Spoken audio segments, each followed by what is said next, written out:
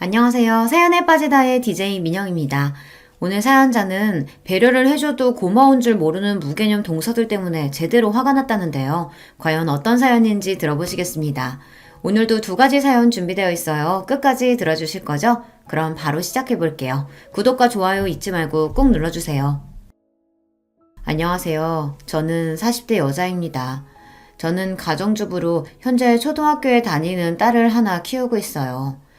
아이가 어릴 때는 정신없이 아이만 키우느라 스스로를 돌보지 못한 채 시간이 어떻게 가는 줄도 모르고 살았습니다. 그런데 어느새 아이를 학교에 보내고 정신을 번쩍 차렸더니 40이 넘었더군요. 아이도 이제 제법 혼자 할 수 있는 게 많아져서 저도 혼자만의 시간이 늘었어요. 애가 어릴 때는 하루빨리 이런 시간이 오기만을 기다렸는데 막상 아이가 자라 저를 찾지 않는 시간이 서서히 많아지자 어쩐지 허전하고 씁쓸하더군요. 이런 이야기를 친구들에게 했더니 그런 때는 취미생활을 만들던지 일을 해야 한다고 하더라고요. 안 그러면 애한테만 너무 집중하게 돼서 우울증이 올 수도 있다고요. 그 이야기를 들으니 정신이 번쩍 들었습니다. 저희 친정어머니가 생각나서요. 저희 친정어머니는 가정주부셨는데요. 아버지가 회사 일이 워낙 바쁘셔서 집을 많이 비우셨어요. 해외 출장도 많이 다니셨고요. 그러다 보니 육아를 아예 도와주지 못하셨습니다. 그래서 제가 중학교에 갈 때까지 어머니가 저를 혼자 키우다시피 하셨어요. 그러다 보니 어머니와 저는 둘이 함께 있는 시간이 유독 많았습니다. 나중에는 모녀지간이 아니라 거의 친구 관계 같았어요. 그런데 문제는 제게 사춘기가 찾아왔을 때였어요. 사춘기는 엄마보다는 친구가 더 좋잖아요. 친구들과 어울리는 게 좋아서 집에도 늦게 들어가게 되고 주말이면 친구들을 만나러 나갔습니다. 자연스레 엄마와 보내는 시간이 줄어들었죠. 그때 엄마랑 많이 싸웠어요. 엄마는 제가 점점 커져가는 걸 모르고 아직도 어린 줄 알고 항상 본인 옆에 있어야 한다고 생각했습니다. 저는 그게 집착처럼 느껴졌어요. 지금이야 저도 결혼해서 자식을 낳았으니 당시에 외로웠을 엄마 마음이 조금은 이해가 되지만 그때는 전혀 몰랐어요. 엄마가 저에게만 신경 쓰고 집착하는 게 싫었습니다.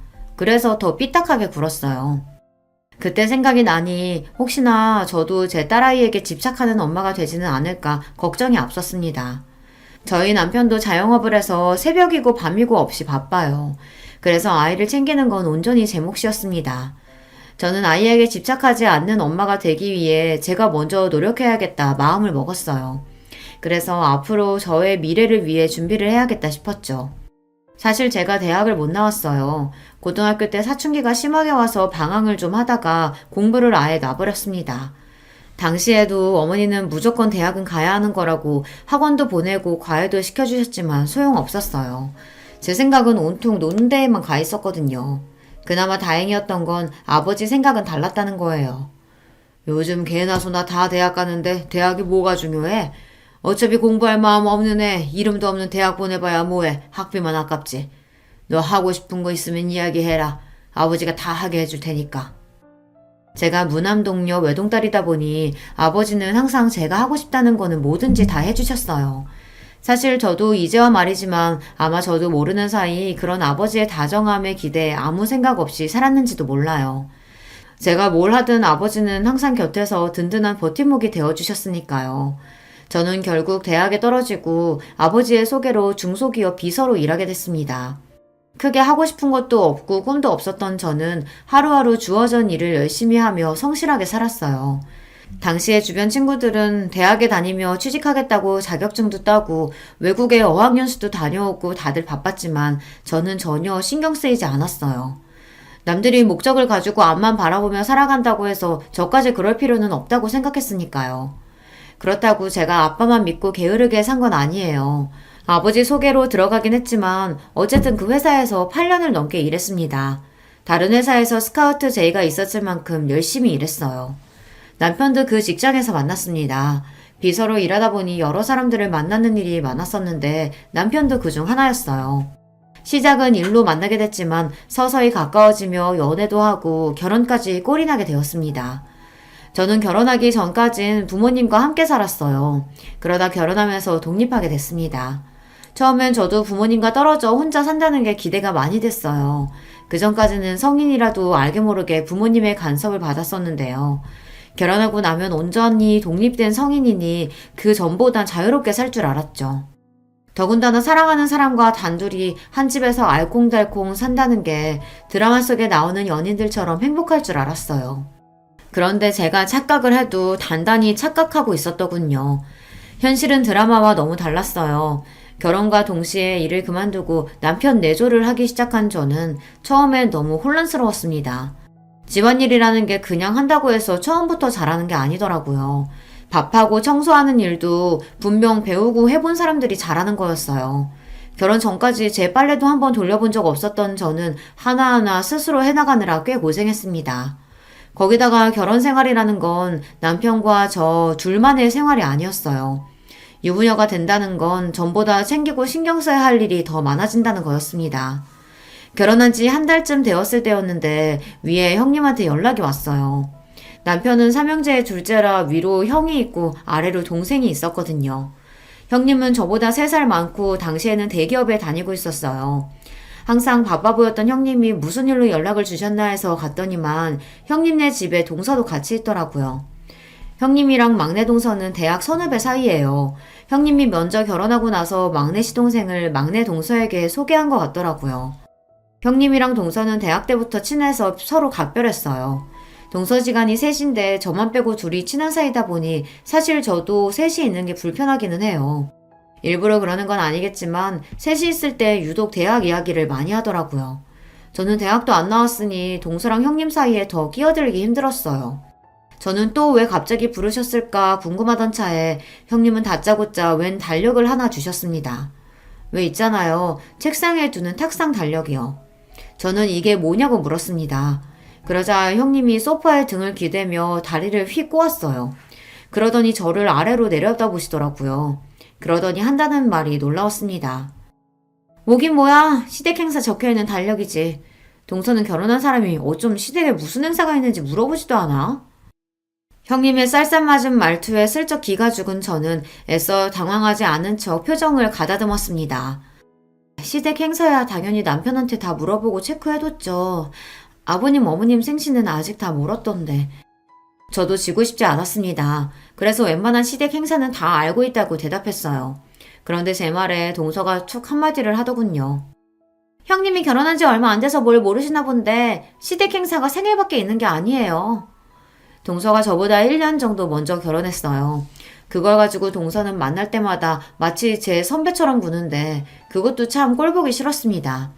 저는 애써 웃어 보이며 생일 말고 또 무슨 행사가 있냐고 물었어요. 결혼한 지 얼마 안 돼서 저는 잘 모른다고요. 우리 시부모님이 연세가 많아서 여기저기 고장난 데가 많은 거 알지? 병원에 치료해 한 달에 2-3번씩 병원 모시고 가야 돼. 나랑 막내 동서는 둘 다 직장 생활하면서도 남편들까지 해서 넷이 연차 쓰고 반차 쓰면서 아등바등 모시고 다녔어. 둘째 아주머님은 장사하느라 바쁘다고 항상 안 된다고 하셔서 넷이 아니라 고생 좀 했어요. 이야기를 들어보니 결국은 저더러 시부모님 병원에 모시고 가라는 이야기를 하려고 부른 것 같았어요. 시부모님이 연세가 많은 편이에요. 80이 넘으셔서 두 분이 외출하신다는 게 쉬운 일은 아닙니다. 들어보니까 동서 팔자 좋게 결혼하자마자 일 그만뒀다며? 사방님 가게가 장사가 잘 되나 봐. 아직 애도 없는데 일도 안 하고. 그러니까 집에서 노는 동서가 앞으로는 시부모님 좀 알아서 병원에 모시고 가. 며느리가 시부모님을 모시고 병원에 가는 게 당연한 일은 아닌데 형님은 저에게 무슨 악감정이라도 있는 사람처럼 미간까지 구기면서 짜증스럽게 이야기를 했어요. 물론 자식으로서 연세 많은 시부모님 모시고 병원에 가는 게 어려운 일은 아니에요. 자식들끼리 돌아가면서 해야 하는 거라면 저도 당연히 할 겁니다. 그런데 마치 제가 다 하는 게 당연하다는 듯 이야기하는 형님의 태도에 어쩐지 기분이 상했습니다. 제가 시부모님 모시겠다고 결혼하거나 직장을 그만둔 게 아닌데 시댁 일을 몽땅 다 저에게 떠넘기듯 하는 게 맞는 건가 싶어서요. 이대로 괜히 가만히 있다가는 바보처럼 제가 다 해야 할 것 같아 저도 마른 침을 한번 꼴깍 삼키고 조심스레 말을 꺼냈습니다. 아버님 어머님이 건강이 많이 안 좋으신가 봐요. 근데 사실 제가 일을 그만둔 건 다른 게 아니라 제가 임신해서 그만둔 거예요. 병원에서 유산기가 좀 있다고 해서 쉬고 있는 거예요.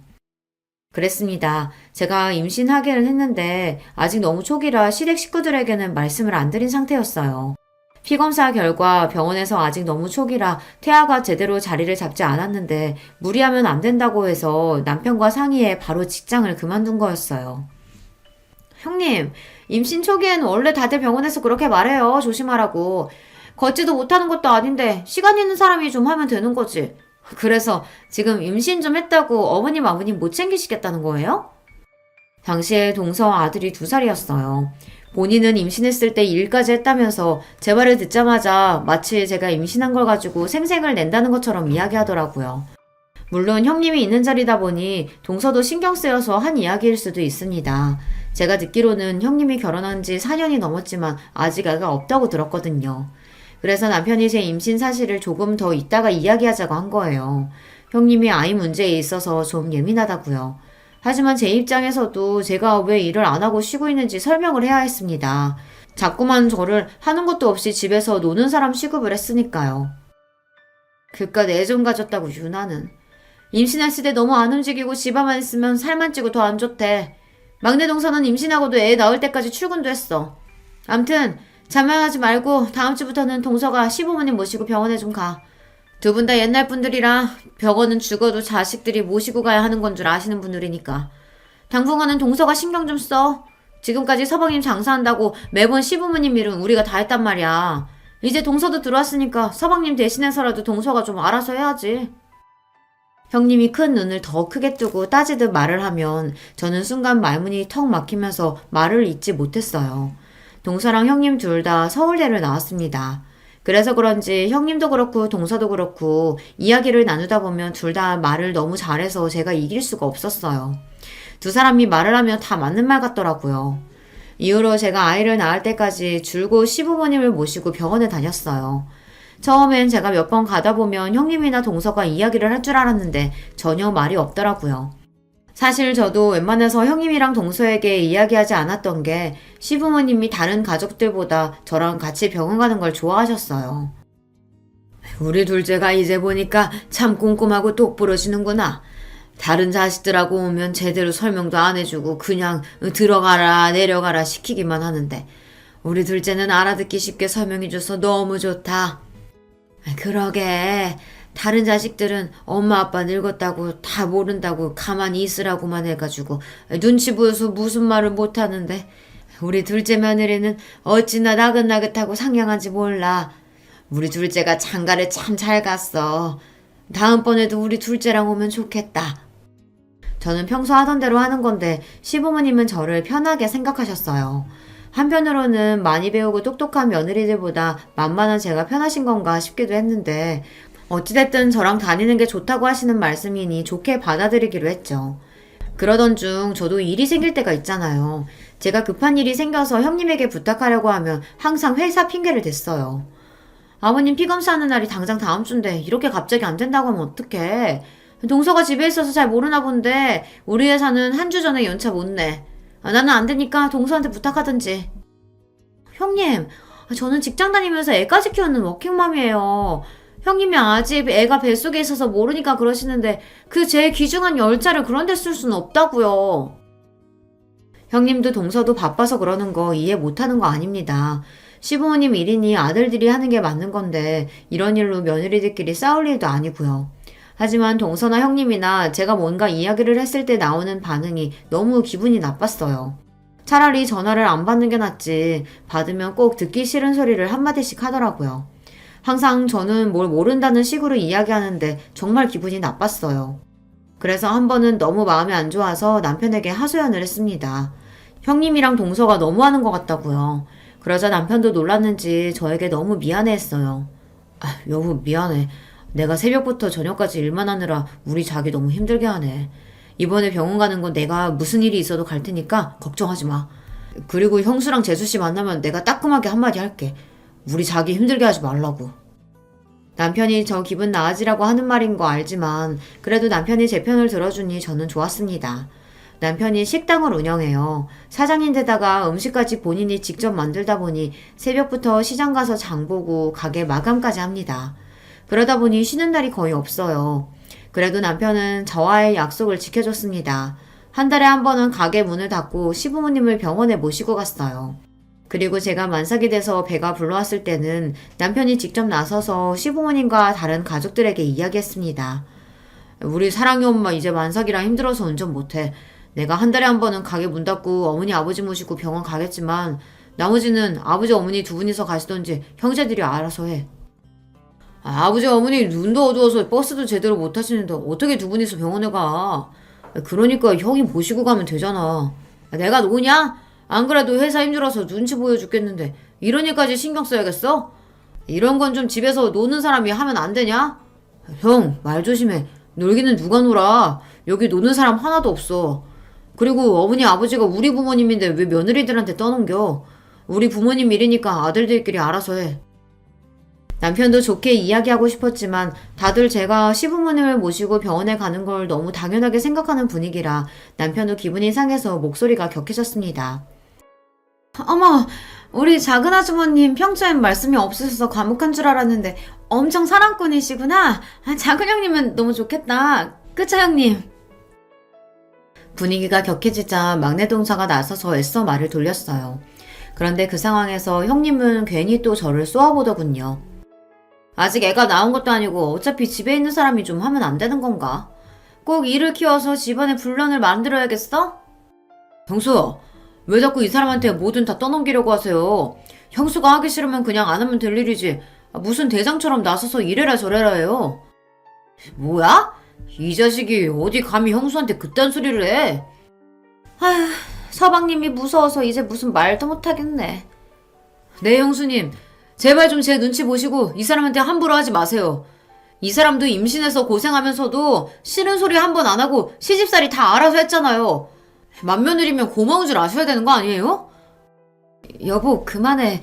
왜 그런 소리까지 하고 그래. 맞잖아. 당신 임신 중독증 걸려서 밥도 한 숟갈 못 먹었는데 우리 어머니 아버지 병원 간다고 새벽부터 일어나서 준비하고 병원 갔다 온 날은 아버지 힘들어서 식사 잘 못하신다고 전복죽에 반찬을 매일 해서 가져갔잖아. 여기 형수님이랑 재수씨 결혼한 지 몇 년 됐어도 한 번도 그렇게 한 적 없었어. 그러니까 우리 아버지 어머니가 자기랑만 병원 간다고 하지. 다른 자식들은 불편하니까. 제가 임신한 동안 내내 중독증으로 고생을 좀 했어요. 배는 나오는데 자꾸만 살이 빠질 정도로 잘 먹지도 못하고 서 있기 힘들 정도로 빈혈에 시달렸습니다. 그런 와중에 저는 형님이나 동서에게 싫은 소리 듣는 게 싫어서 시부모님과의 약속을 지켰어요. 임신해서 힘들고 아픈 건 제 문제니까요. 그런 소리를 남편이 가족들 앞에서 하는 게 생색내는 것 같아 민망하긴 했지만 어쨌든 속은 시원했습니다. 현수님, 그거 임신 중독증 정말 힘들다던데 고생 많으셨네요. 앞으로 출산까지는 다른 건 걱정하지 마시고 푹 좀 쉬세요. 형, 미안해. 우리가 매일 바쁘다는 핑계로 너무 형수님한테 떠넘겼지. 앞으로는 나도 신경 쓸게. 그나마 시동생은 사람이 순하고 착해요. 철딱서니 없고 아무 말이나 하는 동서에 비하면 아까웠죠. 그래도 그날 이후 많은 점이 개선됐습니다. 남편이 한바탕 한 덕분에 그 다음부터는 자식들끼리 상의해서 돌아가며 시부모님을 모시고 병원에 갔어요. 저도 한 달에 한 번 정도만 모시고 가면 됐습니다. 가끔 형님이나 동서가 바쁜데 회사에 눈치 보이게 반차 이야기해야 한다고 투덜투덜 할 때에는 저도 괜히 신경 쓰이고 눈치가 보였지만 애써 모른 척 했어요. 남편이 그래도 된다고 해줬거든요.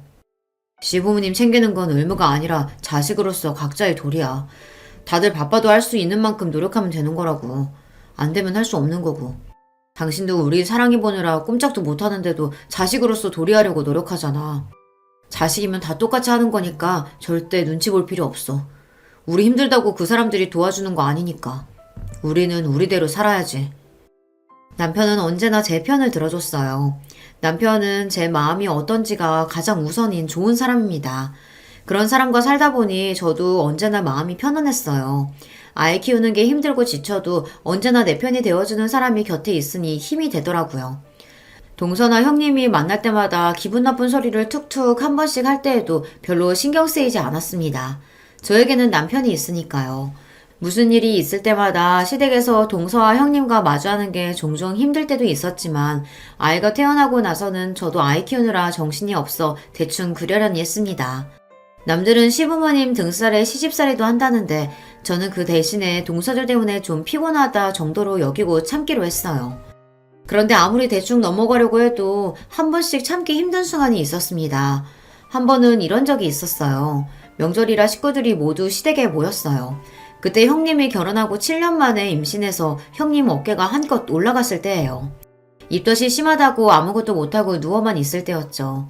제가 임신했을 때는 유난이라고 그렇게 무안을 주더니만 본인은 저보다 더 하더라고요.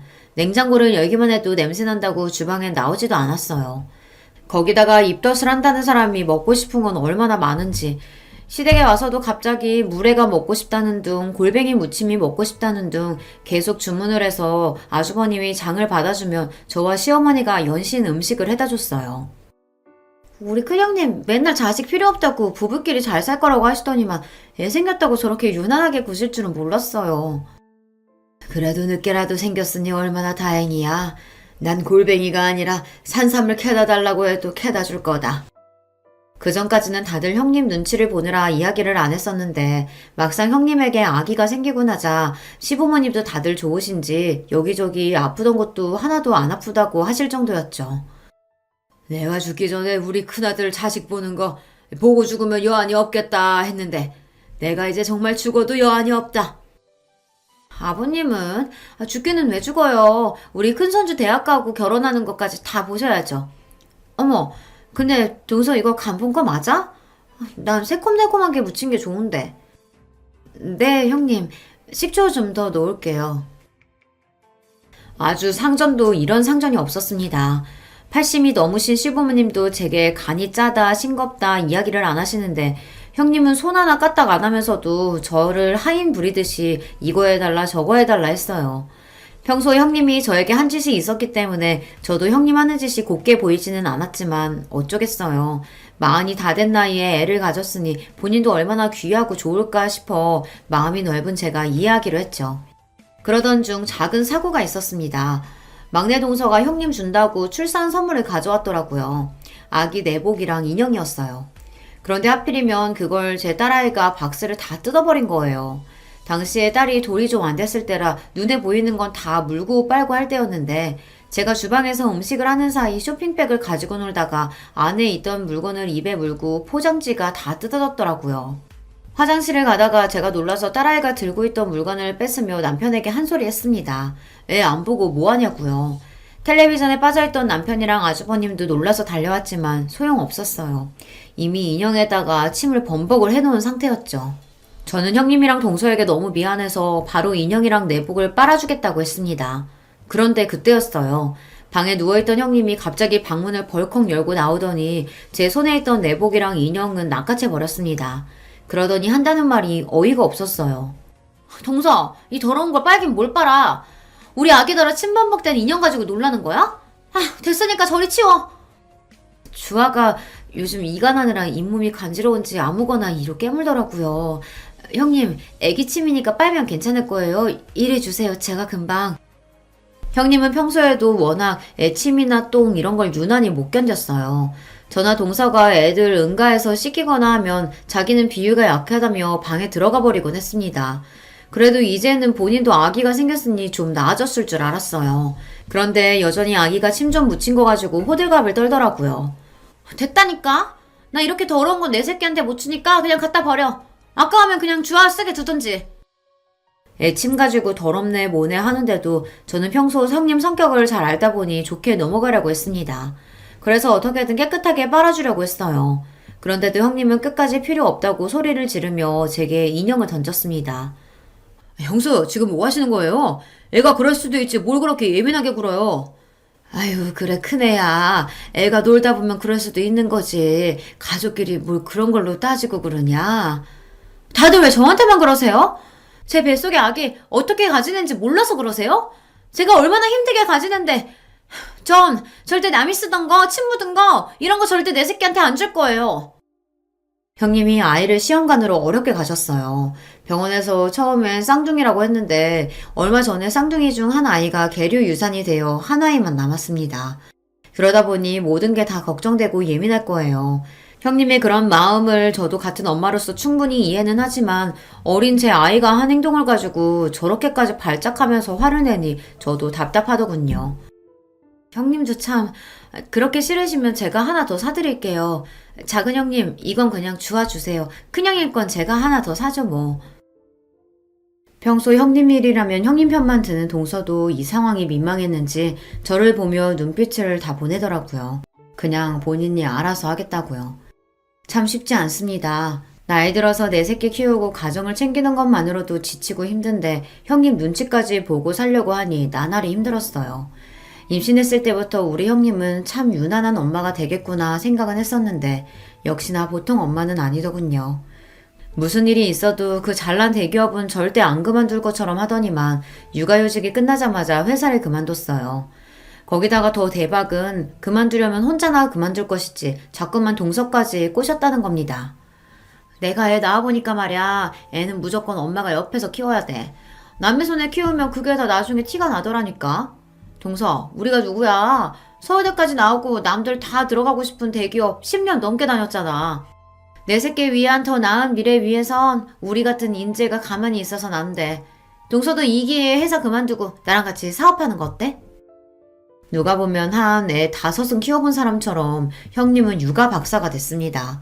어디서 정보를 그렇게 얻어오는 건지 어린이집은 이런 곳을 보내야 한다더라. 영어랑 수학은 빠르면 빠를수록 좋다더라. 이러면서 저나 동서에게 매일 훈계를 했어요. 저야 형님이 그러는 게 하루 이틀 된 일이 아니니 항상 한 귀로 듣고 한 귀로 흘렸습니다. 하지만 형님 말이라면 똥이 된장이라도 믿는 동서는 항상 팔랑거렸거든요. 형님이 저번에 말한 유기농 생리대 사업이요? 그거 RT면 너무 좋긴 한데 우리가 당장 돈이 어딨어요. 투자자는 찾으셨어요? 아휴, 동서는 걱정도 많아. 내가 누구야? 투자자는 금방 찾을 거니까 동서도 슬슬 퇴사해. 애들 학교 다닐 때 무조건 엄마가 옆에 있어야지. 매일 학원으로만 돌리면서 애 공부시키는 거, 그거 학원만 좋은 일 시키는 거다? 저는 형님이 하는 말이 다 너무 웃겼습니다. 그전에는 동서가 애들 문제로 힘들다고 하면 왜 그렇게 애한테 목을 매냐. 애는 애고 엄마는 엄마다 하면서 동서한테 회사 일이나 똑바로 하라고 하더니만 본인이 애 낳고 키워보더니 180도 달라져서 이제는 동서한테 회사를 그만두랍니다. 애 키우려면 돈도 많이 들어가고 시간도 필요하니 회사를 그만두고 본인이랑 사업을 하자고요. 형님도 참 애는 각자 집안 사정에 맞게 키우면 되는 거지 뭘 그렇게까지 이야기하세요. 전에는 동서한테 절대 애 때문에 일 그만두지 말라고 버티라고 하시더니 저도 듣다 형님이 하는 말이 웃겨서 한마디 했습니다. 사람이 이랬다가 저랬다가 하는 꼴이 웃겨서요. 동서가 뭘 한다고 끼어들어? 동서는 고등학교 간신히 졸업하고 남의 밑에서 커피만 타다 시집왔으니 직장에 미련 없겠지.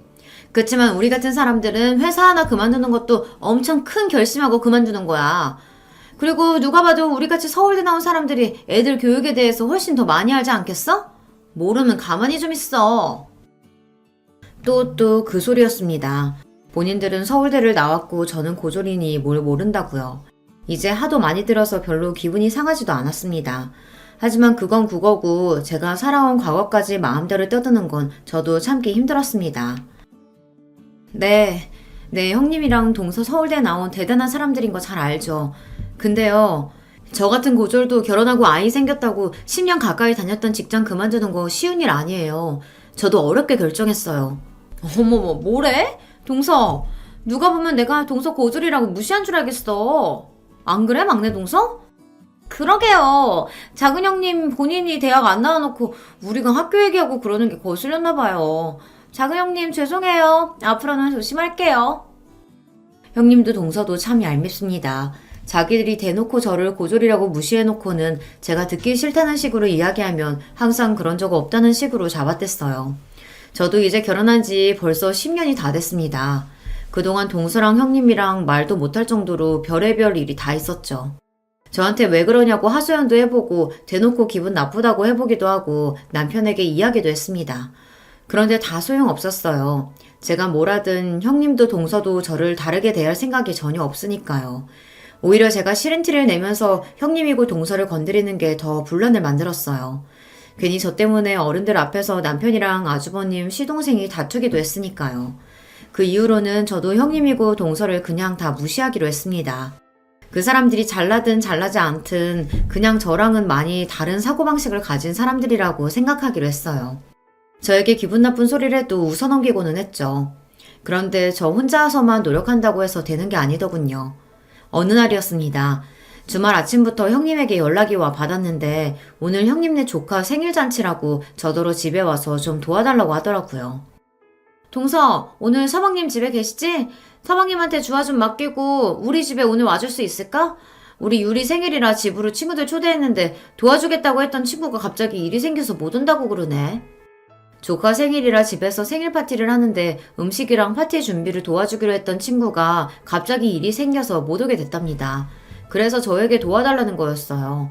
그런데 저도 아이랑 약속이 있어서 아무래도 안 될 것 같아 형님 부탁을 거절했습니다.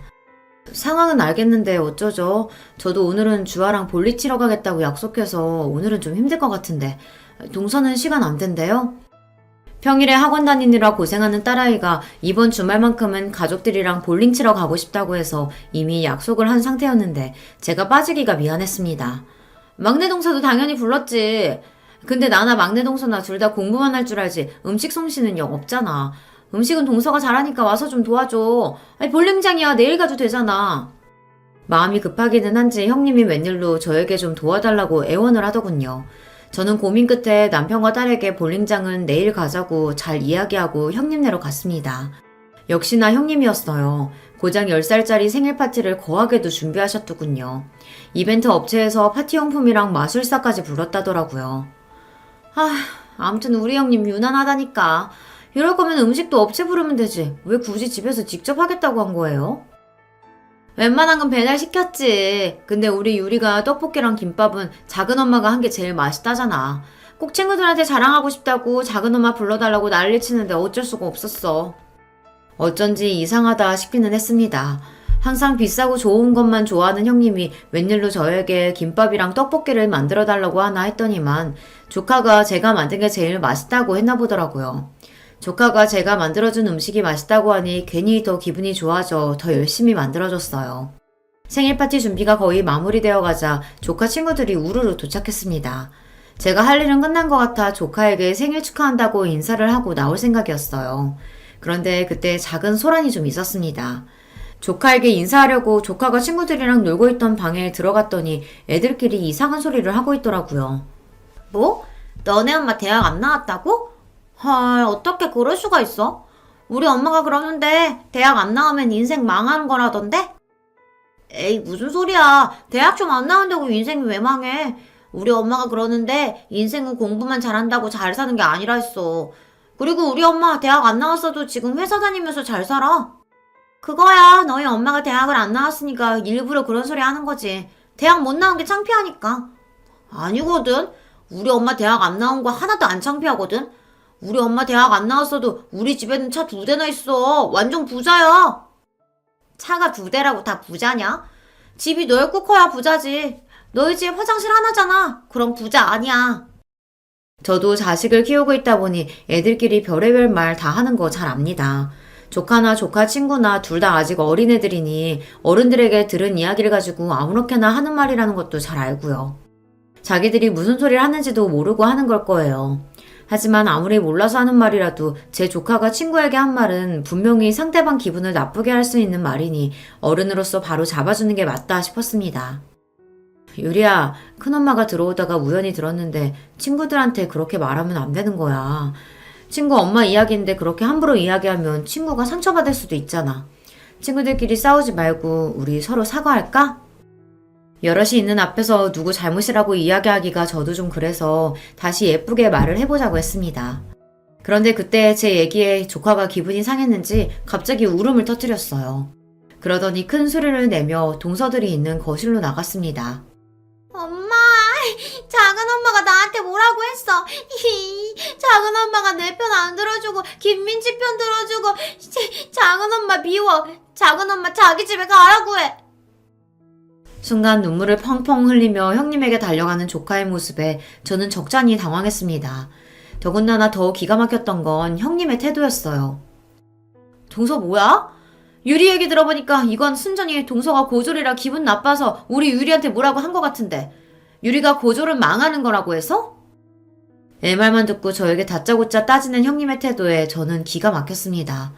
더군다나 조카가 친구 엄마가 대학 안 나왔다고 그러면 망하는 거라고 그렇게 이야기한 걸 듣고도 저에게 화만 냈어요.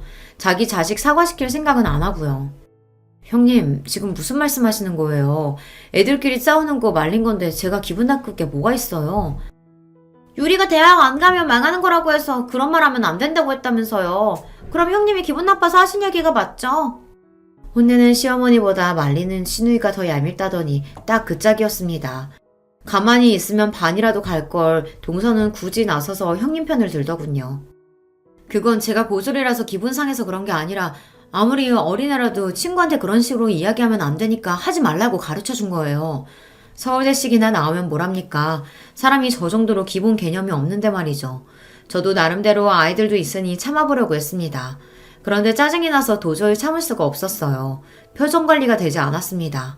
그런데 그때 형님은 결코 넘지 말아야 할 선을 넘고야 말았습니다. 맞네, 맞아. 지가 고졸이라 찔려서 그런 거네. 맞아. 동서, 괜히 핑계 좀 대지 마. 평소에도 우리한테 학벌로 밀리니까 이래저래 짜증났었는데 이때다 싶어서 내 새끼한테 화풀이한 거잖아. 아휴, 정말. 이래서 가족도 수준이 맞아야 하는 거라니까. 동서, 잘 들어. 고졸이면 인생 망하는 거 맞아. 너 스스로 좀 봐. 너는 우리 집안 수치잖아. 그러니까 망한 거 맞지? 이제 좀 내 말 알아들었어? 순간 저는 제 두 귀를 의심했습니다. 제가 들은 말이 정말 사실인가 싶어서요. 형님은 저에게 아예 말까지 다 놓고 너너 소리를 지르며 삿대질까지 했습니다. 형님, 지금 저한테 집안의 수치라고 하셨어요? 그 말 후회 안 하죠? 사람이 너무 화가 나면 이성이 날아간다고 하잖아요. 제가 그 순간에 딱 그랬어요. 정말 간신히 붙잡고 있던 이성의 끈이 빠지지 끊어지며 형님이고 뭐고 눈에 뵈는 게 없었습니다. 뭐래? 어디서 무식한 게 똥폼을 잡고 있어. 내가 후회를 왜 해? 좋아요. 이거 보시고도 정말 후회 안 하시나 보죠. 이거 받으세요. 저희 친정아버지 명함이에요. 저는 곧바로 가방에서 아버지 명함을 꺼내 형님에게 건넸습니다. 그때까지도 형님과 동서는 제 행동이 이해가 되지 않는다는 듯 미간을 구기고 있었어요. 아버지 명함은 왜 주고 난리냐라는 눈빛을 노려보면서요. 그런데 그때 명함을 먼저 확인한 동서가 눈이 둥그레져선 토끼 눈으로 저를 바라봤습니다. 어머, 형님, 이거 뭐예요? 동아벤처 대표 이동우면 그때 우리한테 연락했던 투자자잖아요. 이 사람이 정말 형님 친정아버지라고요? 말도 안 돼. 동서 똑바로 본 거 맞아? 어머머, 이게 뭐야? 정말 그 투자자잖아. 맞아요. 얼마 전에 형님이랑 동서가 하기로 한 사업에 투자하겠다고 연락한 투자사 대표가 우리 친정아버지예요. 그랬습니다. 동서나 형님에게 구체적으로 말한 적은 없지만 친정아버지께서 사업을 크게 하세요. 예전부터 많은 기업에 투자하셨는데 최근에는 스타트업 사업이나 젊고 유능한 사업가들에게 투자하시더라고요. 최근에도 좋은 아이템을 찾고 계시길래 제가 형님이랑 동서가 하는 유기농 생리대 사업을 추천했습니다. 그래서 아버지 회사에서 동서랑 형님네 회사로 연락했던 거예요. 이런 사실을 동서나 형님이 알면 부담 가지실 것 같아 얘기를 안 한 건데 도저히 말 안 하고는 안 되겠더라고요. 내가 누군지도 모르고 저더러 집안에 수출하는 둥 어떻다는 둥 말을 함부로 짓거리니 본때를 보여줘야겠다 싶었습니다. 그 순간 믿기지 않는 일이 벌어졌어요.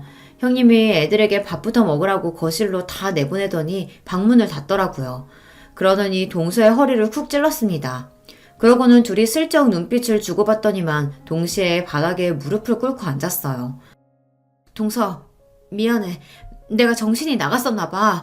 아무리 화가 나도 사람이 할 말 못할 말이 있는 건데 내가 실수했어. 맞아요, 형님. 우리가 잘못했어요. 제가 원래 뭘 좀 모르고 아무 말이나 막 하는 거 아시잖아요. 착한 형님이 너그럽게 이해해주세요. 사람이 이렇게까지 간사할 수가 있는 건가요? 조금 전까지만 해도 저더러 집안에 수출하는 둥 하더니만 친정아버지 이야기를 꺼내자마자 순식간에 돌변했어요. 그 모습을 보는데 너무 황당해서 말도 안 나오더군요. 형님, 동서, 지금 너무 웃긴 거 알아요? 어쩜 사람이 그렇게 180도 달라질 수 있는 거예요? 5분 전에 나랑 지금의 나는 분명 똑같은 사람인데 형님이랑 동서는 저를 완전히 다르게 대하네요. 아버지 이야기를 꺼내면 형님이랑 동서가 당황할 거라고 생각은 했었지만 아무리 그래도 무릎까지 꿇을 줄은 몰랐어요. 그러게. 동서는 그런 중요한 얘기를 왜 지금까지 안 했어? 진작 우리한테 친정 이야기했으면 나도 동서한테 이런 실수 안 했지. 설마 지금 친정아버지가 큰 투자회사 운영하시는 분이라는 거 형님이랑 동서가 진작 알았다면 나를 대하는 게 달라졌다는 이야기를 대놓고 하시는 거예요? 아, 형님도 동서도 서울대까지 나온 사람들이 어쩜 그렇게 생각이 편협해요? 지금까지 그런 사고방식으로 애들 키운 거예요? 어쩐지. 그러니까 유리가 친구한테 그런 소리나 하지.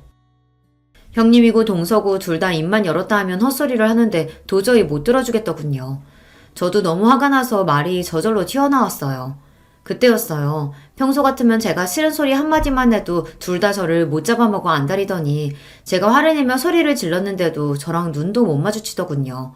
심지어 동서는 제게 다가와서 팔짱을 끼고 친한 척까지 했어요. 형님, 마음 상한 것 좀 푸세요. 우리가 어떤 사이예요? 우린 가족이잖아요. 형님 친정아버지께 저희 이야기 안 하실 거죠?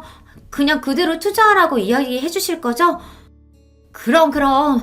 우리 동서가 얼마나 너그러운 사람인데 이런 일 가지고 이미 투자하기로 한 일을 번복할 리 없지. 세상에 여우도 이런 구미호들이 없습니다. 혹여나 제가 아버지에게 이야기해서 투자 이야기는 없던 거로 하기라도 할까봐 아주 전전긍긍했어요. 형님과 동서는 제가 바보인 줄 아나 봐요. 그런 소리까지 들어놓고 바보처럼 헤헤하면서 넘어갈 줄 알았나 봅니다. 아니요, 마음이 바뀌었어요. 처음엔 저도 형님이랑 동서가 투자 받으러 여기저기 고생하러 다니는 게 안타까워서 도와주려고 했던 건데 그냥 없던 일로 할게요. 형님이랑 동서도 못 들은 걸로 하세요. 진심이었습니다. 동서나 형님이나 저에게 특별히 잘한 것도 없어도 그래도 가족이라고 저는 나름 도와주려고 했던 건데 지금 와 생각해보니 바보처럼 왜 그러려고 했나 싶어요. 저는 없던 일로 하겠다고 엄포를 놓고 형님네 집에서 나왔습니다. 그런데 동서나 형님이나 얼마나 똥줄을 타는지 놀라서 엘리베이터까지 쫓아나오더라고요. 심지어 신발도 안 신고 맨발로요. 동서, 이렇게 가면 어떡해? 나랑 얘기 좀 하고 가! 형님과 동서가 엘리베이터를 잡으러 다급하게 달려오는데 저는 쳐다도 보지 않고 엘리베이터 문을 닫아버렸습니다. 저야 이제 형님이고 동서고 볼 일 없으니까요. 그날 이후 저희 세 사람의 관계는 많은 게 달라졌습니다. 동서와 형님은 그날부터 매일같이 저에게 전화를 걸고 찾아왔어요. 그러면서 한다는 말이 본인들이 어떻게 하면 마음을 풀 거냐고 했어요. 동서, 이거 강남 신세계에서 제일 잘 나가는 디저트래. 동서 디저트 좋아하지? 내가 2시간이나 줄 서서 사온 거니까 얼른 먹어봐. 귀찮게 왜 이런 걸 사오셨어요? 근데 형님, 이런 거 사러 다닐 시간에 투자자부터 찾아다니셔야 하는 거 아니에요? 어머 형님, 그게 무슨 말씀이세요? 우리 회사 투자는 형님 친정아버지께서 해주실 거잖아요. 형님도 동서도 여간 내기가 아닙니다. 웬만해선 포기할 조짐이 안 보였어요. 심지어 최근엔 매일같이 저희 딸 학교 앞까지 찾아와서 애한테 선물까지 사주고 학원 하원까지 해서 집에 데려다주고 가요. 진심 귀찮아 죽겠습니다. 올 때마다 어울리지도 않은 애교를 부려가며 자기들이 지금까지 너무 미안했었다고 용서해 달라네요. 형님, 오늘은 제가 왔어요. 매일 만나니까 너무 좋죠? 아버님께 저희 상품 이야기는 하셨어요? 동서, 자꾸 귀찮게 왜 이래? 나 아버지한테 투자 이야기 할 생각 없다니까. 형님, 제발요. 저희 올해까지 투자 못 받으면 사업 접어야 돼요. 제발 좀 도와주세요. 동서랑 형님은 번갈아 찾아와 세상 귀찮게 하며 징징거립니다. 아주 귀찮을 정도로요. 여러분이라면 어떻게 하시겠어요? 자기들이 서울대 좀 나왔다고 고졸인 저를 무시하며 집안에 수치네 어쩌네 이런 소리까지 한 사람들을 용서하고 친정에 얘기해서 투자까지 받게 해주는 게 맞는다고 생각하세요? 동서랑 형님이 거의 매일같이 찾아와 제 앞에서 친한 척을 한 지도 벌써 반년이 다 되어가요. 매일 무릎만 안 꿇었다 뿐이지 그때 일은 미안하다고 매일 싹싹 빕니다. 저도 처음엔 절대 용서해주지 않을 생각이었지만 반년 동안 쫓아다니며 잘못했다고 사과하니 저도 살짝 마음이 움직여요. 저 어떻게 하면 좋을까요? 여러분의 의견 댓글로 남겨주시면 하나하나 꼼꼼하게 읽고 참고하도록 하겠습니다. 흥분해서 정신없이 떠내려간 제 이야기 끝까지 들어주셔서 감사해요. 여러분의 가정에는 언제나 화목한 일만 가득하시길 바라겠습니다. 안녕하세요. 저는 일산에 사는 30대 여성입니다. 결혼해서 현재 5살짜리 여자아이가 하나 있어요. 남편은 직장을 다니다가 그만두고 지금은 작은 사업을 하고 있습니다. 원래는 직장을 다녔는데 잘 다니던 직장 그만두고 사업을 시작했어요. 오늘 제가 이 이야기를 시작하게 된 이유가 되는 게 바로 남편의 사업 관련 문제입니다. 뭐 정확히는 그것 때문이라기보다 그걸로 인해 발생한 문제들이긴 하지만요. 어쨌든 사업을 안 했으면 일어나지도 않았을 일들이니까 사업 때문이 맞긴 하죠. 남편이랑은 연애 결혼을 했어요. 우연히 지인과 함께한 술자리에 남편이 오게 됐고 자연스럽게 친해졌습니다. 그리고 얼마 뒤에 고백받았고요. 2년 연애하고 결혼했어요. 저는 평범한 집안에서 평범하게 컸거든요. 공부를 딱히 잘하거나 하는 특출난 재능이 있는 건 아니라서 학교도 그냥 평범한 학교로 나왔습니다. 요즘 같은 시대에는 평범한 학벌 가지고 좋은 회사에 취직하기 힘들잖아요. 그래서 작은 중소기업에서 일을 했어요. 남편은 그래도 대기업까지는 아니어도 나름 이름을 대면 알만한 회사를 다니긴 했습니다. 당연히 월급도 저보다 훨씬 많았고요. 그래서 그런지 시어머니는 처음부터 저를 탐탁지 않게 생각했어요. 제가 남편에 비해 많이 모자란다고 말이죠. 제 친구들은 남편 정도 되는 스펙이 뭐가 그렇게 대단한 스펙이냐며 그런 시어머니를 도통 이해할 수 없어 했지만 뭐 자기 아들이 잘났다고 생각하는 건 모든 부모의 마음이니 그러려니 했습니다. 딱히 엄청난 반대를 한 건 아니었지만 시어머니가 저를 탐탁지 않아 한다는 사실을 알고 있었기 때문에 저도 잘하려고 나름 열심히 노력했어요. 집안 행사가 있으면 열심히 가서 돕고 기념일 같은 것들이 있으면 잊지 않고 챙겨드리고 말이죠. 뭐 그럴 때마다 옆집 할매는 이거보다 훨씬 비싼 가방을 받았던데 하면서 마음에 안 드는 티를 냈지만 그렇다고 자기 아들이 엄청 대단히 많이 버는 건 아닌 걸 알고 있었기 때문에 더 이상 말을 하지는 않았습니다. 벌이가 넉넉한 편은 아니었지만 그래도 저금도 하고 나름 괜찮았어요. 하지만 그마저도 제가 임신을 하면서 빠듯해지기 시작했습니다. 아시겠지만 아직 대기업도 임신한 여자 직원에 대한 처우가 좋지 못한데 중소기업은 어떻겠어요. 임신을 하면 자연스럽게 그만둬야 하는 분위기가 만들어져요. 그걸 버텨내면 독하다, 눈치가 없다 같은 소리를 들으며 회사 생활이 엄청나게 고달퍼지기 시작합니다. 그래서 저도 어쩔 수 없이 사직서를 냈어요. 다들 그렇게 하니까요. 그 이후로 좀 빠듯해지기 시작했어요. 물론 누구에게 빚을 지거나 할 정도는 아니었지만 그전이랑은 확실히 다르긴 하더라고요. 그래도 아껴가며 살면 못 살 것도 아니었습니다. 물론 적어진 용돈과 기념일 선물 같은 것들에 시어머니가 노골적으로 불만을 표하긴 했지만 말이에요. 이래서 며느리도 직업 같은 거 다 보고 드려야 하는 거야. 저 들으라고 하는 말이었어요. 자기 딸도 제대로 된 직장을 가지고 있지 않은 상태에서 며느리에게 저러는 게 정말 웃기긴 했지만 대한민국 거의 모든 시어머니들이 그렇잖아요. 여기까진 그래도 괜찮았습니다. 문제는 그 뒤였어요. 아이가 2돌이 지났을 무렵 남편이 그러더군요. 나 사업하려고. 갑자기? 전에 같이 일하던 사람이 지금 회사 그만두고 사업을 시작했는데 진짜 잘 되고 있거든. 보니까 괜찮은 것 같아서 초기 비용도 많이 들지도 않고. 그럼 회사는? 당연히 그만둬야지. 장난해? 미래가 보장된 일도 아닌데 남이 하는 거 보고 잘 된다고 덜컥 회사를 그만두고 사업을 한다는 게 무슨 말이야 대체. 나 진짜 잘할 수 있어. 안 돼? 불확실한 일은 미래를 걸 수는 없잖아요. 그리고 어느 누가 잘 다니던 회사를 그만두고 사업을 시작한다는 남편을 반가워하겠어요. 그래서 정말 결사반대를 했습니다. 그리고 이 사실을 시어머니가 알게 됐어요. 남편이 하는 일을 집에서 집안일 하는 여자가 이래라 저래라 입을 대고 나서는 게 말이 되냐? 어? 그냥 남편이 한다고 하면 하게 두는 거지. 한 가정의 가장이잖아요. 만약에 안 되면 어떡하려고. 너는 네 남편을 그렇게 못 믿어서 결혼은 어떻게 했니?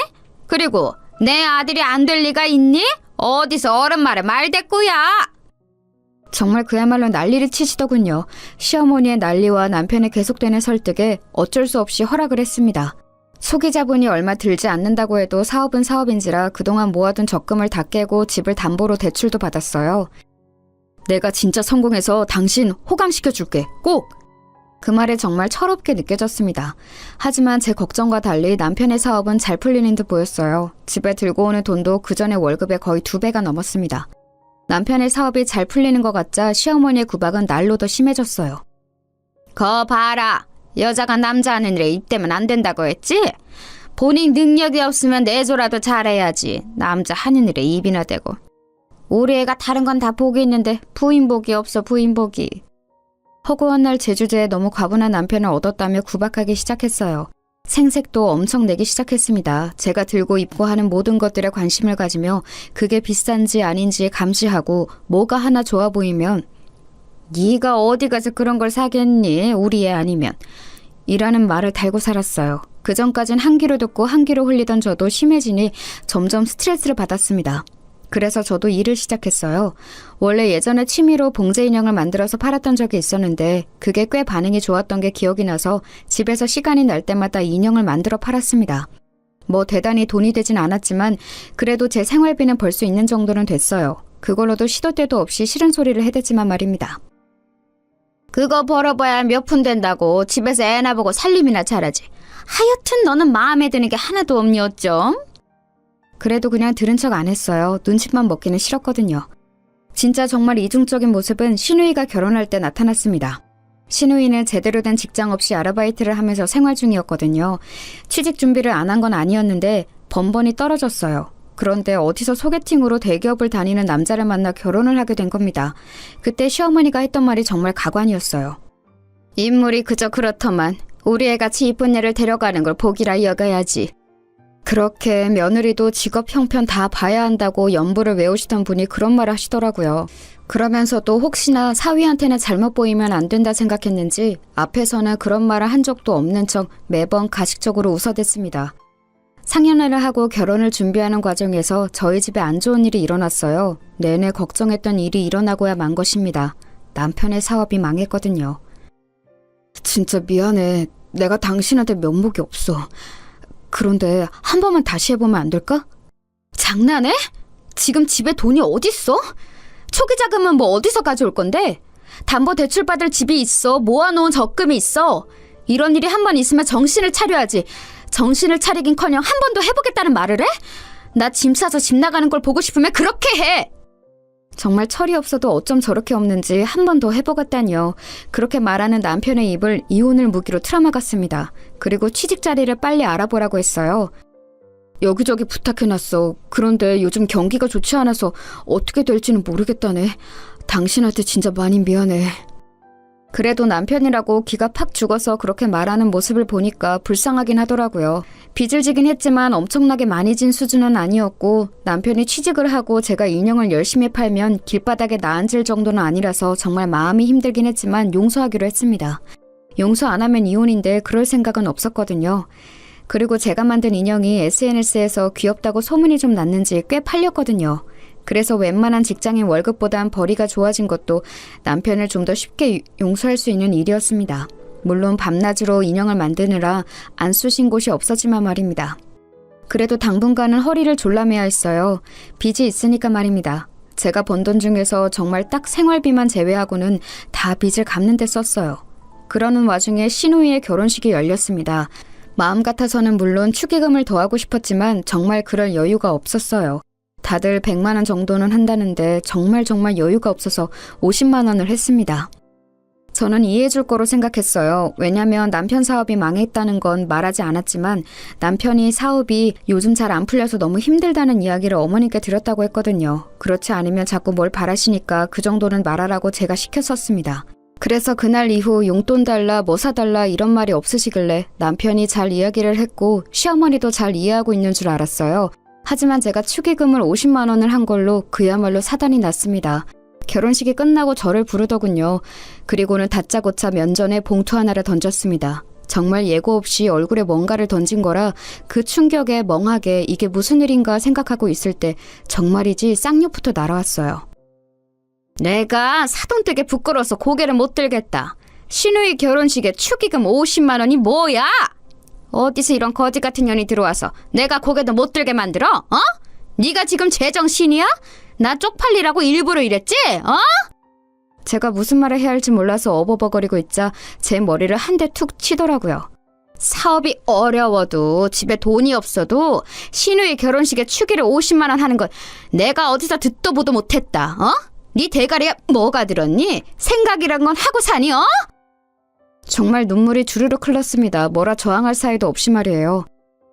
저희 어려운 거 아시잖아요. 돈 100도 없니? 어? 그 정도도 없어? 너는 어디 빌릴 곳도 없어?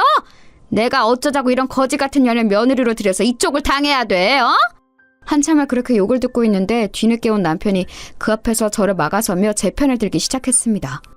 엄마, 우리 힘들다고 했잖아. 그럼 저거 보고 나가서 식당 일이라도 하라고 해. 집에 가만히 처박혀서 살림이라 하는 년이 뭐가 힘들다고 결혼식 내내 죽상을 하고 앉아서는.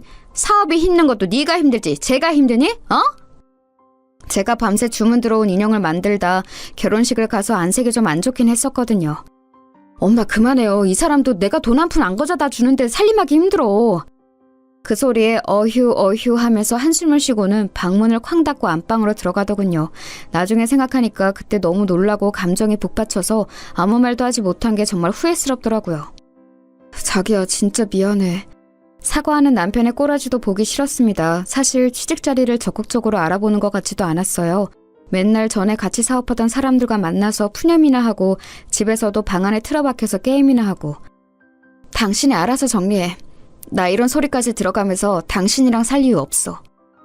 그렇게 말하고는 시댁을 나왔습니다. 그리고는 한참 뒤 남편이 돌아와서 자기가 어머니께 잘 말했다고 이제 그런 말은 안 하실 거라며 정말 싹싹 빌더군요. 내일부터는 진짜 취직 자리도 열심히 알아보고 내가 진짜 잘할게. 자기야 너무너무 미안해.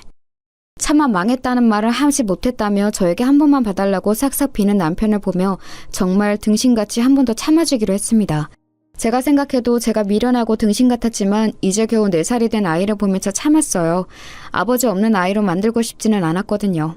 그렇게 또 얼마간의 시간이 흘렀습니다.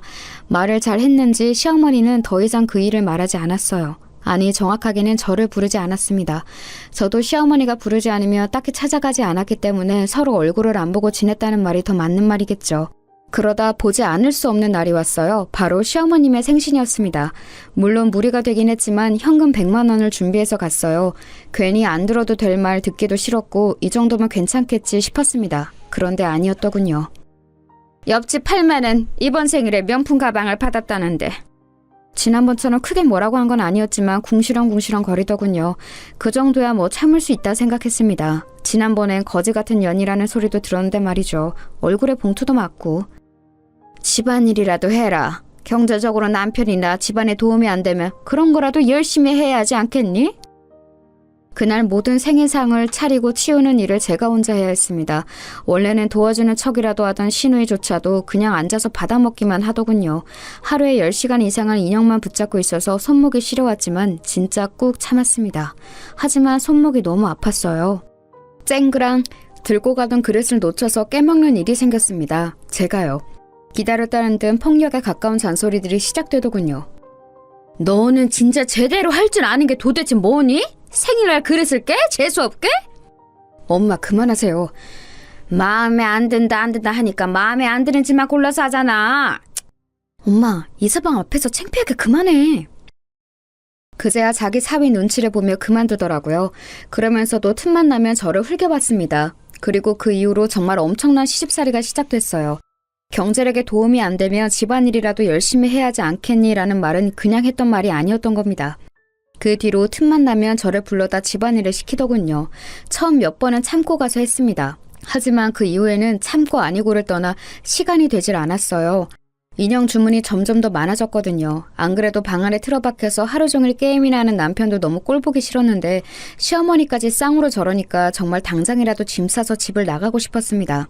하지만 거의 초인적인 힘으로 그런 마음을 참아가고 있었어요. 그러던 중에 이혼만은 하지 않겠다던 제 아내 결심을 단번에 뒤지는 사건이 또 일어나고야 맙니다. 시어머니가 일을 하라고 불렀고 저는 가지 않았어요. 그랬더니 전화가 오더라고요. 당장 집으로 오지 않고 뭐하니? 와서 일 좀 도우라고 내가 말했잖니. 요즘에 애비가 돈을 못 벌어와서 제가 아르바이트 같은 걸 하고 있거든요. 그래서 도저히 갈 수가 없어요. 잠시 정적이 흘렀습니다. 지금 돈 번다고 시어머니한테 유세 부리는 거야? 일을 못 뺀다는 말씀을 드리는 거예요. 그런 알바에서 몇 푼이나 번다고 유세는 유세야. 당장 못 와? 내가 집으로 찾아가리? 더 이상 참을 수가 없겠더라고요. 방에서 여전히 게임을 하는 중인지 남편이 욕하는 소리가 들려왔습니다. 그 순간이었던 것 같아요. 이 집구석을 반드시 탈출해야겠다고 생각하게 된 게 말입니다. 지금 갈게요. 오늘 결론을 지어야겠다 결심하고 전화를 끊었어요. 그리고는 게임을 하고 있는 남편 방으로 들어가 코드를 뽑았습니다. 지금 뭐하는 짓이야? 이거 다 이긴 게임인데 당신 미쳤어? 미친 건 내가 아니라 너지. 당장 나 따라와. 제가 험악한 표정으로 정색하며 말하자 움찔하더군요. 어딜 가는데? 니네 집 가니까 당장 따라 나와, 죽고 싶지 않으면. 그리고는 남편을 데리고 시댁으로 향했습니다. 갔더니 시누이가 와 있더라고요. 언니, 왜 이렇게 늦게 와요? 이서방 오기 전까지 저녁 다 차려야 하는데 1시간도 안 남았어요. 꼴에 일을 한다고 시위하는 거지. 빨리 부엌 안 들어가고 뭐해? 그렇게 말하는 시어머니와 시누이를 한 번 쓱 보고는 거실 소파에 앉았어요. 너 뭐하니? 일하라니까? 할 이야기 있으니까 여기 다들 앉으세요. 당신도 앉아. 남편을 보고 말했습니다. 남편이 눈치를 살피더니 제 앞에 앉더군요. 너 지금 무슨... 앉으시라고요. 저 이야기 시작도 안 했어요. 제가 정색을 하며 그렇게 말하니 뭐라 중얼거리며 앉긴 앉더군요. 이런 제 모습은 생전 처음 봤겠죠. 고분고분 말을 잘 듣는 며느리였으니까요. 그래, 앉았다. 어디서 버릇없이 어른을 앉으라 마라. 저 이 사람이랑 이혼하려고요. 그 말에 남편이 놀라서 저를 보더군요. 시어머니와 시누이도 마찬가지였고요. 자기야, 아무리 화가 나도 그렇지 이혼이라니. 그런 말을 이렇게 함부로 하면 어떡해. 함부로? 내가 그냥 하는 말 같아? 그리고 나 생각 많이 하고 내린 결정이야. 이혼해. 이 인연이 지금 어른 앞에서 지 일 좀 시켰다고 남편한테 이혼한다 만다 소리를 하면서 협박하는 거야? 어? 뭐 이런 게 다 있어? 언니, 문제가 있으면 둘이서 해결하지. 여기서 이러는 거 좀 아닌 것 같네요. 왜 아니에요? 제가 이혼하려는 이혼 사유에는 오빠 문제도 있지만 어머니 문제도 큰데? 뭐? 이게 한참 못난 며느리 아들이 좋다고 하니 반대 없이 허락해준 걸로 감지덕지해야지. 내가 네 속을 모를 줄 알아? 사업 좀 안 풀린다고 바로 이혼 이야기를 꺼내? 좀 안 풀리는 거 아니라 망했어요. 그 말에 시어머니가 멈칫하더군요. 뭐? 망했다고요. 이 사람 거의 1년째 백수생활 하면서 집에서 놀고 먹어요. 매일 방에 틀어박혀서 10시간씩 게임이나 하면서. 오빠, 그게 정말이야? 오빠 망했어? 그 질문에 남편이 고개를 숙이더라고요. 예전 같으면 안쓰러운 마음이 들었을 법도 한데 전혀 그런 마음이 들지 않았습니다. 사업이 하다가 좀 망하고 그럴 수도 있는 거지. 사업 망했다고 남편을 버리는 부인이 어딨어? 어? 사업 망했다고 버리는 거 아니고요. 망한 건 1년 전인데 여태 제가 인형 만들어다 팔면서 생활비로 쓰고 대출 받은 거 갚고 그래왔거든요. 당장이라도 다시 취직할 것 같이 굴더니 1년째 취직은커녕 노력도 안 하고 하루 종일 집에 처박혀서 게임이나 하고 술이나 처마시러 다니고 그것도 이제는 못 봐주겠고요. 어머님이 돈돈거리면서 저 구박하는 것도 아니 솔직히 구박도 아니고 이 정도 폭언이면 폭력이라고 생각하거든요. 그것도 저는 더 이상 못 받아주겠어요. 이게 버릇없이. 그 버릇없는 며느리 이제 어머님 며느리 안 하겠다고요. 재산 분할도 안 하고 위자료도 달라고 안 할 테니까 그냥 이혼만 할게요. 양육권도 저 주시고요. 어차피 어머님이 키울 생각도 없으실 테니까 만약 안 들어주시면 소송하고요. 자기야. 제가 진심으로 하는 말인 걸 알았는지 남편이 무릎을 꿇더라고요. 무릎도 한두 번이야 내가 속지. 이제 당신 말 안 믿어. 그냥 혼자 그렇게 좋아하는 게임 실컷 하고 술도 마시고 싶은 만큼 마셔. 자기야. 벙쪄있는 시어머니에게 마지막으로 말했습니다. 거지 같은 저 같은 년 말고 돈 많은 부자 며느리 다시 얻으세요. 과연 빚보는 이 남자 그런 여자가 데려갈지 의문이지만. 빚은 제가 열심히 갚는다고 갚았는데 아직 반 이상 남았거든요. 그것도 알아서 하시고. 얘가 못하는 말이 없어? 기가 좀 죽어서도 끝까지 사과 한마디 없더라고요. 만약에 여기서 한마디만 더 하시면 제가 갚은 빚도 재산분할 청구 소송해서 달라고 할 테니까 다들 입 다무세요. 그리고는 벙쪄있는 세 사람을 두고 나왔습니다. 집으로 오자마자 짐을 싸서 친정으로 갔어요. 그 사이에 온 남편이 바지가랑이를 붙잡았지만 이미 있는 정 없는 정 다 떨어져서 다시 생각할 마음이 들지도 않았습니다. 집으로 와서 그간 있었던 일을 말했어요. 저희 부모님 두 분 다 이혼하라고 노발대발 하시더라고요. 남편은 바로 전화와 문자를 엄청 보내댔습니다. 하지만 정말 있는 정 없는 정이 다 떨어져서 정말 꼴보기도 싫었어요. 그리고 시어머니는 한동안 연락이 없더군요. 그리고 며칠 뒤 전화가 왔습니다. 남편 전화는 다 무시하긴 했지만 시어머니는 어른이기도 했고 또 무엇보다 무슨 이야기를 할지가 너무 궁금해서 받았어요. 여보세요? 아무리 그래도 그러고 나가면 어떡하니? 목소리가 그전에 비해 훨씬 누그러져 있더군요. 아니 본인의 화를 참고 있는지도 모를 일이었지만 일단은 그랬습니다. 욱해서 나온 거 아니고 저도 계속 고민하고 있던 일이었어요. 내가 잘못했으니까 일단 집에는 들어오거라. 어머님이 사과하신다고 한 번에 이해하고 들어갈 거였으면 나오지도 않았어요. 어른이 이렇게 먼저 연락해서 사과하는데 한 번은 들은 척이라도 해야지 않겠니? 어머님 진심으로 사과하시는 것도 아니잖아요. 제가 어머님을 한 해 두 해 본 것도 아니고 저는 들어갈 생각 없고 애비랑 살 생각도 없으니까 그 부분은 포기하세요. 또 승질이 났는지 화를 내려더군요. 그리고는 곧 옆에서 신우이가 말리는 듯한 소리가 작게 들렸습니다. 역시나였어요. 잘못한 걸 알긴 개뿔. 그래도 다시 생각해보렴. 앞으로는 절대 이런 일 없도록 하마. 제가 그냥 나온 줄 아시나 본데 아니에요. 저는 절대 다시 안 들어가니까 어머님은 돈 많은 새며느리 다시 보세요. 끊을게요. 하고 전화를 뚝 끊었습니다. 보나마나 끊긴 전화기를 들고 저를 향해 욕이란 욕은 다 하고 있을 게 뻔했어요. 그리고 그날 저녁 남편이 찾아왔습니다. 자기야 진짜 잘못했어. 나 자기 없으면 안 되는 거 알잖아. 진짜 취직할게. 안 그래도 나 오늘 전에 같이 일하던 사람들한테 다 연락했어. 자리 있으면 꼭 연락 달라고.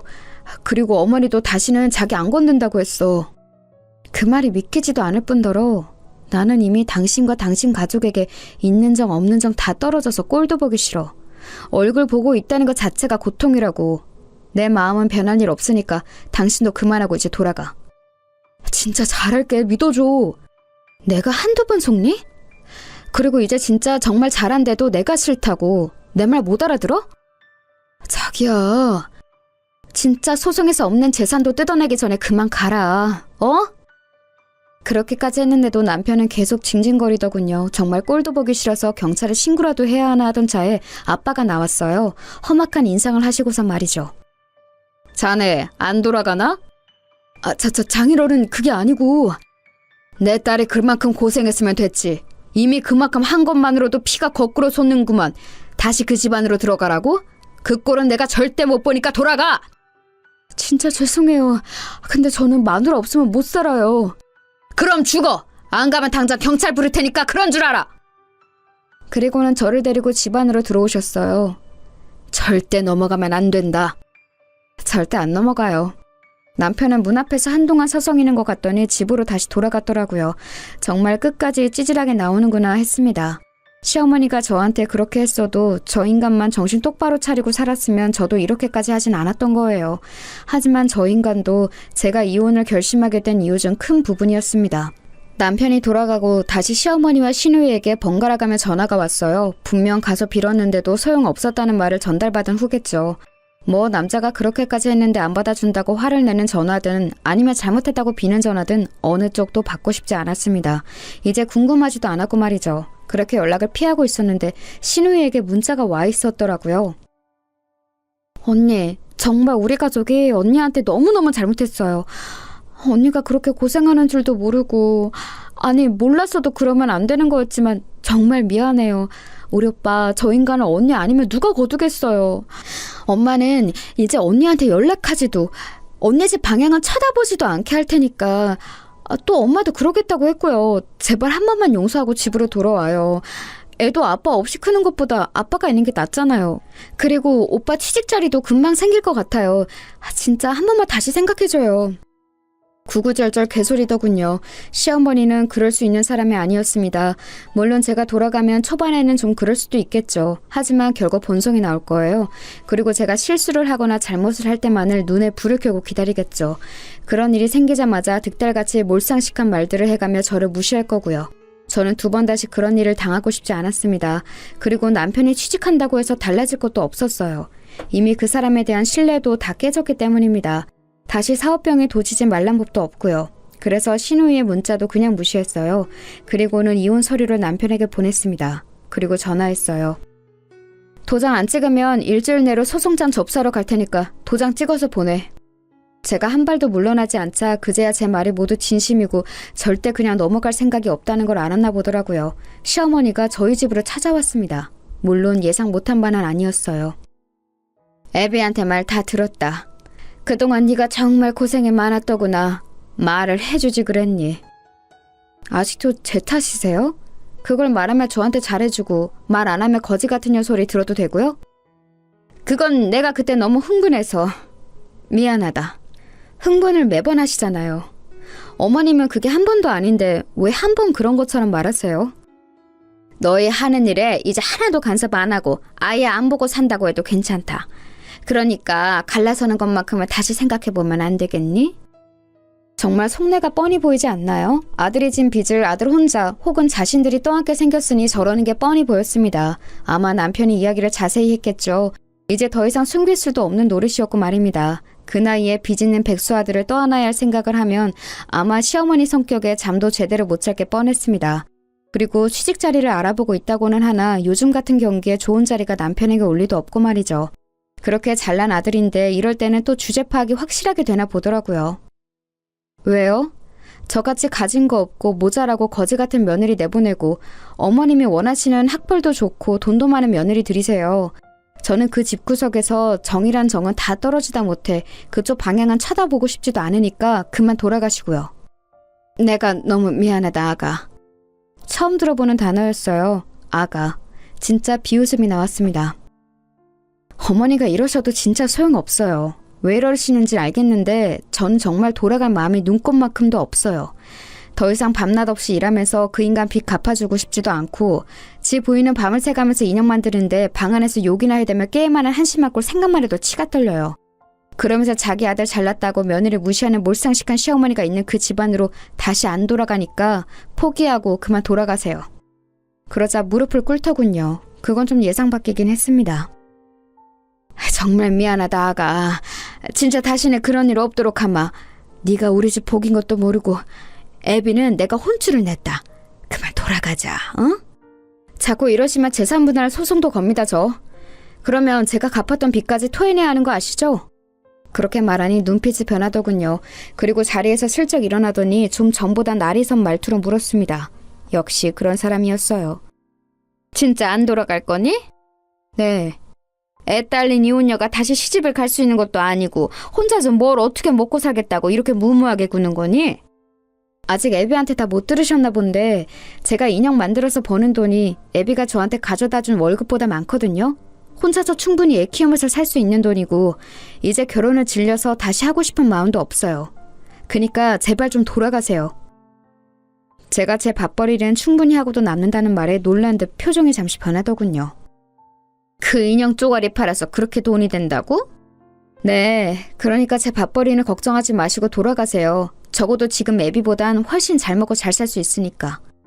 시어머니는 가지 않고 계속 뭔가 말하려는 듯 했지만 외출을 했다 돌아오신 저희 엄마와 마주치는 바람에 돌아가야 했습니다.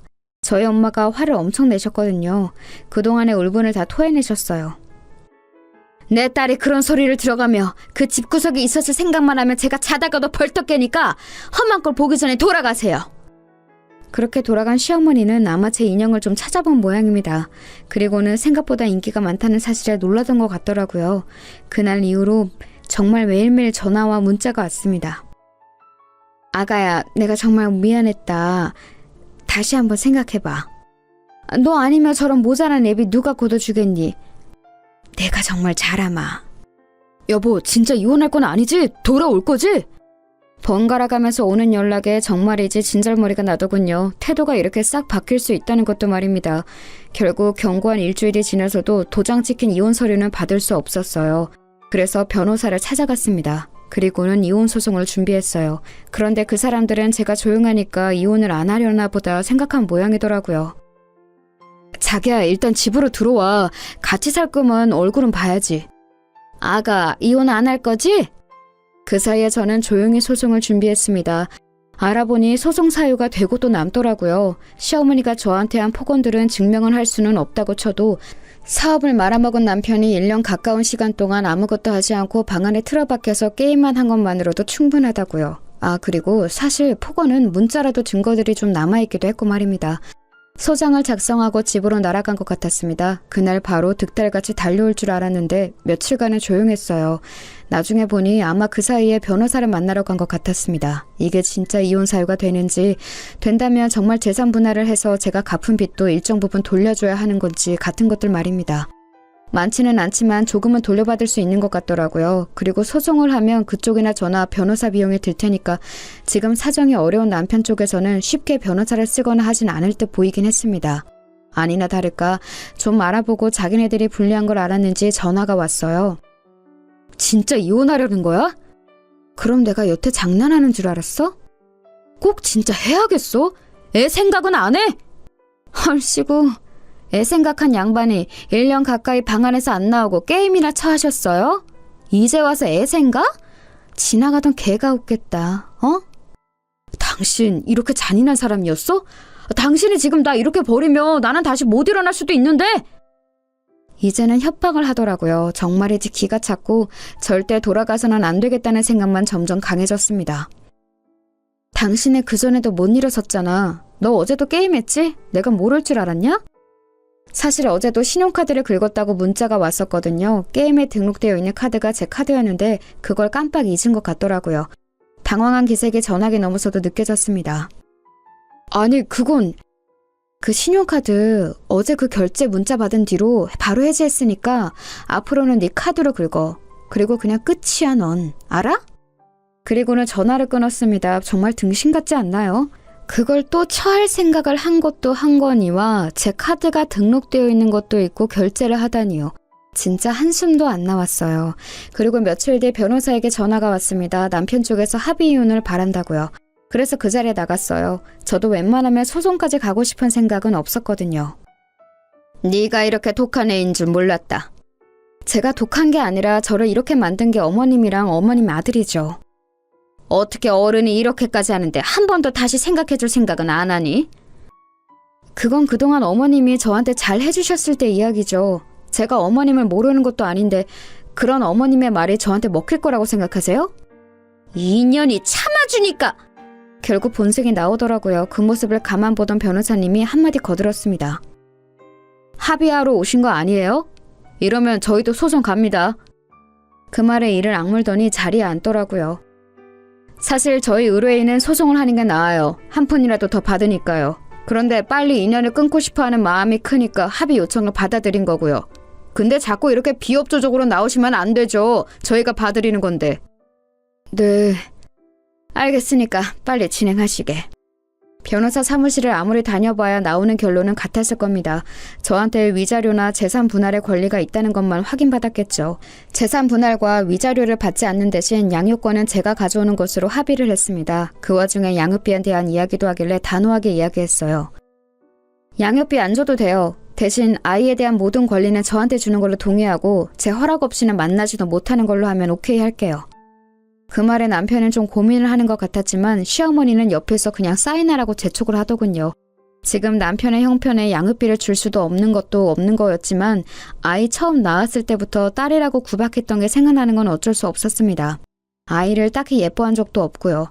저런 할머니는 아이를 위해서라도 없는 게 나아요. 그래도 가끔 보게는 해줄 거지? 아예 못 보게는 안 할 테니까 사인이나 해. 남편이 망설이더니 결국 자기 엄마 등살에 못 이겨 사인하더라고요. 저런 인간을 남편이라고 믿고 결혼하고 살아낸 지난 모든 날이 정말 후회가 되는 순간이었습니다. 그리고 동시에 홀가분하기도 했어요. 그렇게 합의 이혼을 했습니다. 그 집안과는 완전히 끝났어요. 모든 게 끝나고 나오는 길에 시어머니가 저에게 했던 말이 아직도 생각이 나네요. 너보다 100만 배는 나은 새 며느리 드릴 테니까 두고 봐. 꼭 그러세요. 자기 아들은 금방 다시 재기할 거고 저보다 훨씬 나은 며느리를 볼 거라는 그 악에 바친 다짐을 들으며 돌아섰어요. 뒤에서 고래고래 고함을 지르는 소리도 그냥 웃어 넘겼습니다. 이제 정말 끝났으니까요. 여기까지 이야기하면 아마 뒷이야기를 궁금해하시는 분들이 많으시겠죠. 그래서 뒷이야기를 덧붙일게요. 아마 많은 분들이 원하는 사이다 같은 결말이긴 할 겁니다. 남편은 예상대로 제대로 된 취직 자리를 알아보지 못했어요. 여기저기 작은 회사들을 조금 다니다 잘리거나 그만뒀다고 하더군요. 사업을 했던 시기를 아직도 잊지 못하고 회사 생활에 적응을 못하는 것 같았습니다. 결국 집을 팔았다고 들었어요. 저희가 살던 그 집을 팔아 빚을 다 정리하고 지금은 시댁에 들어가서 살고 있다고 하더군요. 밤새 게임만 하는 아들을 보며 제 속 터지는 심정을 그대로 겪고 있을 시어머니를 생각하니 정말 고소했습니다. 그리고 제 인형은 입소문이 점점 더 더해져서 이제는 함께 동업해서 사업을 하자는 사람이 생길 만큼 사이즈가 커졌어요. 사업에 대한 편견 때문에 아직 본격적으로 시작하지는 않았지만 말입니다. 이미 혼자서는 감당이 안 되는지라 조만간 뭐든 해야 할 것 같긴 합니다. 벌이도 괜찮고 아이도 잘 크고 있어요. 그리고 시어머니와 남편은 제가 어떻게 사는지 뭘 하는지 틈틈이 알아보고 관심을 가지고 있는 것 같더라고요. 아마 재결합을 하고 싶어 하는 거겠죠. 시어머니는 골칫덩이 아들 다시 치워야 하니까 그런 거겠고요. 한 번은 시누이가 찾아와서 재결합 생각 없냐고 슬쩍 떠보길래 만나는 사람이 있다는 거짓말을 했습니다. 그날 저녁에 바로 남편에게 전화가 왔었어요. 당신 진짜 만나는 사람 있어? 그게 너랑 무슨 상관이야? 내가 만나는 사람이 있건 말건? 결혼 다시 할 생각 없다고 그랬잖아. 그때는 없었지. 지금은 좋은 사람이 있으면 할 건데? 진짜 결혼까지 생각하는 사람이 있다는 말이야? 아니 글쎄 그러던 말던 네가 무슨 상관이냐고. 그러고는 정말 화가 나서 전화를 확 끊어버렸어요. 아니 지가 뭐라고. 혹시나 저랑 재결합을 기대했던 건가 싶어서 더 기분이 나빴습니다. 하지만 거기서 끝나지 않았어요. 이번에는 시어머니가 저를 찾아왔거든요. 만나는 사람이 있다는 게 진짜니? 아니 그러거나 말거나 대체 무슨 상관이시라고 돌아가면서 이 난리를 치시는 거예요? 결혼 생각 없다고 해서 우리가 양육권을 포기한 게 아니니? 거짓말하지 마세요. 양육비 내기 싫어서 포기하신 거잖아요. 그리고 혹시나 애 가지고 협박할 생각하지 마세요.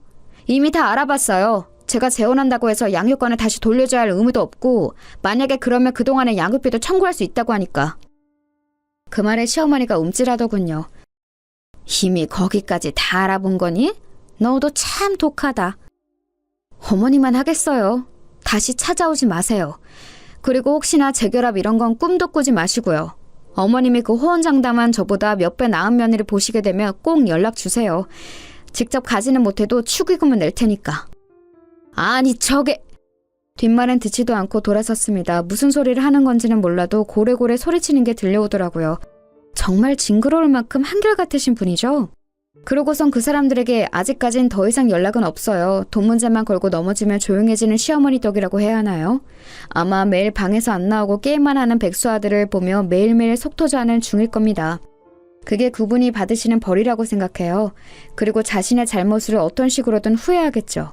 과거에 제가 있었던 시절을 그리워하면서 말입니다. 저는 결코 그 염원을 들어줄 생각이 없지만 말이에요. 저는 더 성공할 거예요. 이미 그렇게 되어가고 있고요. 그리고 지금은 만나는 사람이 없지만 언젠가 좋은 사람이 있다면 연애도 결혼도 할 수도 있겠죠. 물론 아직까지는 결혼의 결자만 들어도 치가 떨리지만 세상에는 전 남편이나 전 시어머니 같은 사람만 있는 건 아니잖아요. 아이는 잘 크고 있답니다. 원래 남편도 아이에게 그닥 살갑거나 잘 봐주던 사람이 아니라서 아빠를 찾지도 않아요. 오히려 자신을 너무너무 예뻐하는 외할머니와 외할아버지를 너무 좋아하고 따라서 제가 다 섭섭할 지경이라니까요. 요즘은 제가 밤낮 없이 바쁜 바람에 아이의 양육을 거의 제 부모님이 하고 계셔서 그게 너무 죄송할 따름이에요. 물론 두 분은 너무 좋다고 하시지만 그래도 아이 보는 게 보통 일은 아니니까요.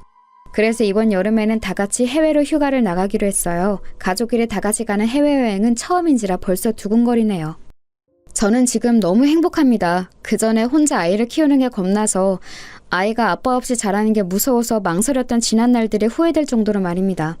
그런 사람들과는 헤어지는 게 맞았어요. 그런 집안에서는 아이도 행복하지 않았을 테니까 말입니다. 길다며 긴 제 이야기 들어주셔서 감사합니다. 참고 사는 것만이 능사는 아니라는 것 여러분도 늘 생각하시고 하실 말은 하시면서 그렇게 사셨으면 좋겠어요. 가만히 있으면 정말 호구 취급하는 사람이 너무 많더라고요. 아, 밥 먹을 시간이네요. 그럼 저는 여기서 제 이야기를 마칠게요. 즐거운 하루 보내세요.